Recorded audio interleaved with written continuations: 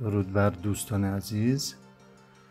توی این آموزش ما میایم و آناتومی بدن آهوها براتون آنالیز میکنیم. خب ببینید، برای اینکه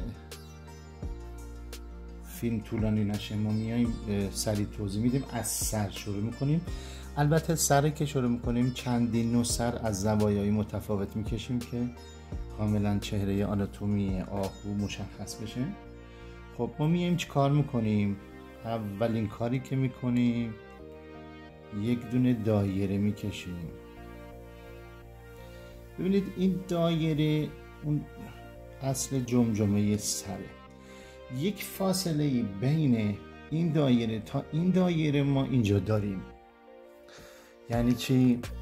یعنی این فاصله اگر رعایت نشه ممکنه که سر خیلی کشیده بشه یا خیلی نازک یا ضخیم بشه، اصلا از حالت آهو خارج بشه. خب ما میایم از کلیات میریم به جزئیات، میاریم اینا اینجا، ترکیب اینجا، بعد دوباره از اینجا میاریم ترکیبش تا اینجا. خب این تا اینجا، این خلاصه ترین حالت قسمت آهوه. ما میایم یک خط از وسط میکشیم، میایم اینجا که جایگاه گوش رو پیدا کنیم. ببینید جایگاه گوش تقریبا با بینی توی یه راستاست. یعنی اگر نگاه کنیم اول نصفش میکنیم که بدونیم کجاست، بعد میایم چیکار میکنیم؟ گوش ها رو به صورت تقریبا نه بلند نه خیلی کوتاه، چون گوش های آهو یه مقداری به هر حال بلندتر از حد معموله، میاریم اون قسمت آناتومیش. اینه دیگه باید با چشم ترکیبش تشخیص بدید با مهارت. ببینید اینطوری میاریم اینجا. خب ببینید این الان قسمت اینجا کشیده شد. خب حالا ما میایم یه مقداری انعطاف‌های صورت میدیم. مثلا میاریم یک مقداری ترکیب جمجمه سر. ببینید جمجمه سر ما میاریم یک مقداری بلند ترش میکنیم، تقریبا یک چنین جایی که این دایره با اون خط که با هم وصل شده میاریم یه مقداری تو رفتگی داره. بعد اینجوری یک مقداری روی پوزه و روی حالتی که میره دماغ، اینجا خطش باید به این حالت بشه. ببینید یک چنین حالتی، یا حالا صافتر یا یه مقداری حالت چیزتر باید باشه، یه مقداری قله باید داشته باشه، یه مقداری منحنیش رو به بالا باشه.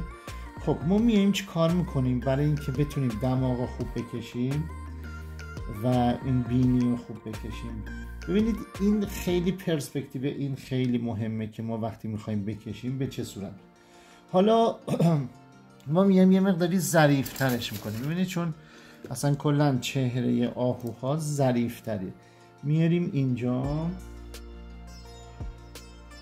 قسمت اینجا یک مقداری قسمت پوزه آهو میاریم اینجا. ببینید یک مقداری چون حالتش نیم رخه، چه حالتی که باید اون طرفش هم یه مقداری پیدا باشه.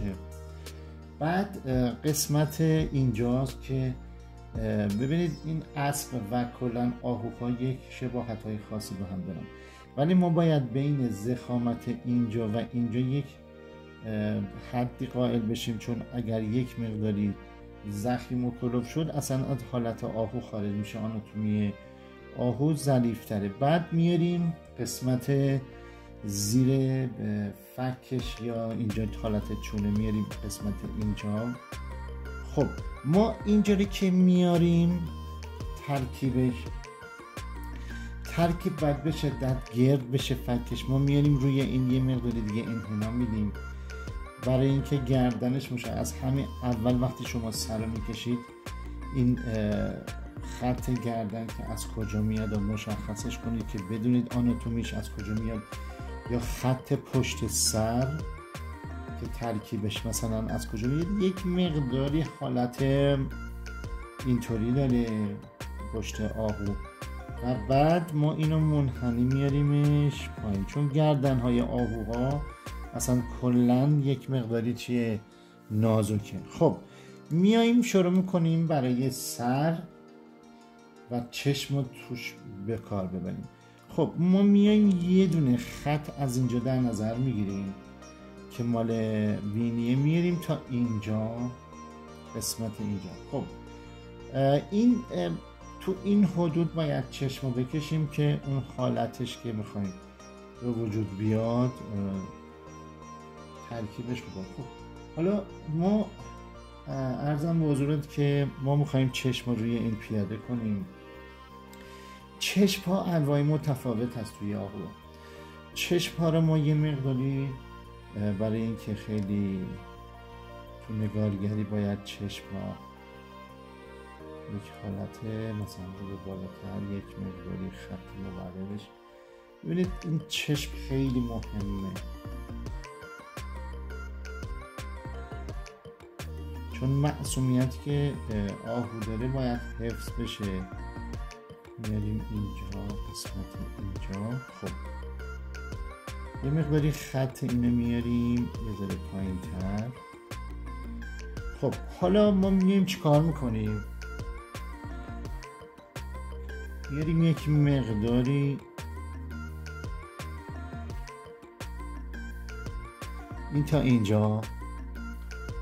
خب اون گوشش هم میکشیم و به صورت سریع من اینو تکمیلش میکنم که نتیجه رو ببینیم. خب اون گوشه این طرفی هم چون باید یه مقداری بیاد، چون پشت گوشه قسمت اینجا و بعد ترکیب اینجا میشه میاد اینجوری. خب من اینو به صورت سریع ویرایشش میکنم و یه مقداری پرداز و سایه میزنم با مداد ساده تا ببینیم به چه صورت.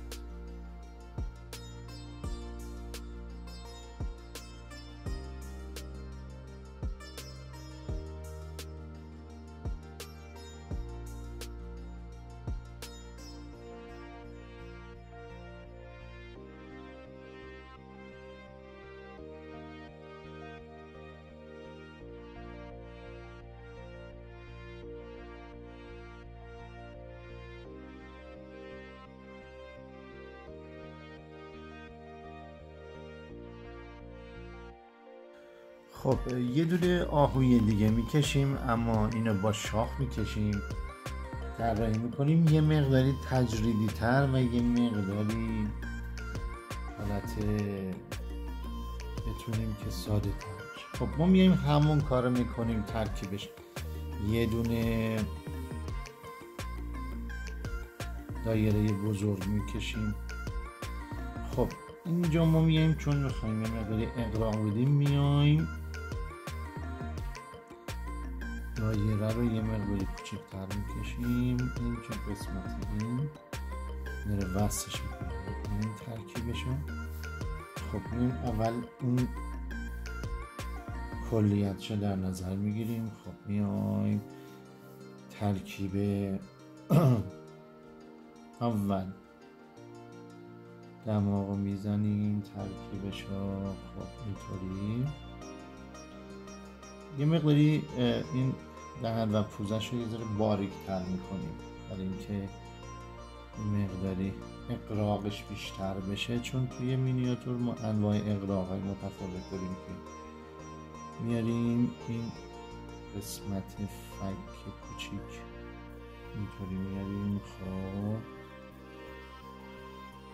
اینو میاریم تا گوشه چشم که میخوایم انحنا بدیم. خب جمجمه آهو رو میاریم ترکیبش تا اینجا، بعد قسمت اینجا و بعد اینطوری میاریم تا چشمش تا اینجا، دقیقاً به موازات خود دماغ. چشمش میکشیم ترکیبشو.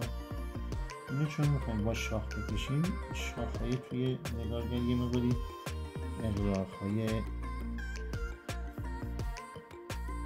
زیادی داره. خب اینو اینطوری ترکیبش رو خب خط فک رو بیشتر اغراق میدیم، میاریم تقریبا بدن رو میکشیم میاریم. خب گوش خیلی مهمه. ببینید فاصله گوش تا اینجا باید تقریبا حدود 1 چشم بشه که زیاد گوشش انحنا پیدا نکنه بره اون طرف. بعد میاریم ما ترکیب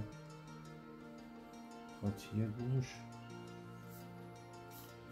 گوش هم باید مواظب باشیم زیاد بلند و کوتاه نشه. خب میاریم تا اینجا ترکیبشو. خب از اینجا یک مقداری ما چون میخوایم شاخ بکشیم و ترکیب شاخ، ببینیم ما دیگه میایم از اینجا این شاخ شروع میشه، چه بخوایم چه نخوایم باید از ترکیبش از یه جایی شروع کنیم که خودش.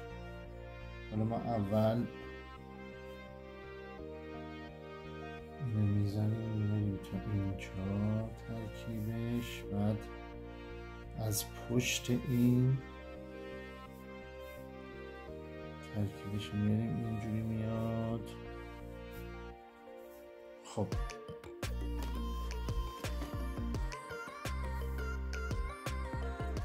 این تا اینجا. خب ما میایم قسمت شاخ ها رو میکشیم ترکیبشون،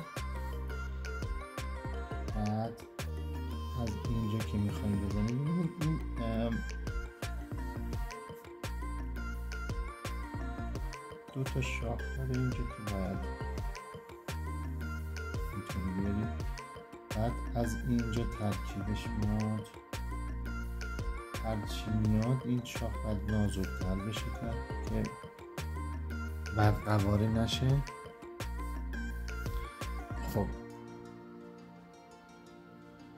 قسمت های اینجاها رو که میخواییم بکشیم، ارتباط بین سر و شاخ خیلی مهمه که به چه صورت باید بشه. مثلا اینجا یه ارتباط هایی هست بین شاخ و خود سر که اینا باید خیلی دقت کنیم که به چه صورت باید بیاد که توی رنگ بهتر ما میتونیم اینو رو پیاده کنیم و توی پرداز و رنگ بهتر میشه. خب اینجوری میاریم ترکیبشو بس که چقدر بخوایم اغراق بدیم و حالا تا همین حد اغراق میدیم میاریم تا اینجا. این مقداری پیچ و تاب بدیم تا همینجا بس. خب من اینو تکمیلش میکنم بعد به صورت سریع که فیلم و ویدیو طولانی نشه و دوباره میام خدمتتون.